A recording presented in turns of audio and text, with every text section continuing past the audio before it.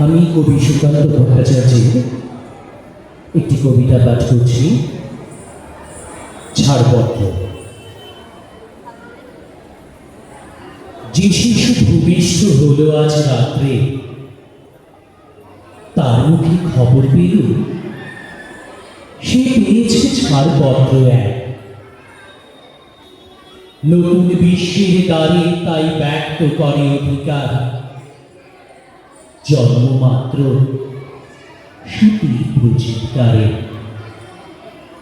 সর্বদেহ নিঃসহায়, তবু তার মুষ্টিবদ্ধ হাত উত্তোলিত উদ্ভাসিত কি এক দুর্বোধ্য প্রতিজ্ঞা। সে ভাষা বোঝে না কেউ, কেউ হাসে, কেউ করে মৃদু তিরস্কার। আমি কিন্তু মনে মনে বুঝেছি সে ভাষা। পেয়েছি নতুন চিঠি আসন্ন যুগে, পরিচয় পত্র পড়ি ভূমিষ্ঠ শিশু, অস্পষ্ট কুয়াশা ভরা চোখে। এসেছে নতুন শিশু, তাকে ছেড়ে দিতে হবে স্থান।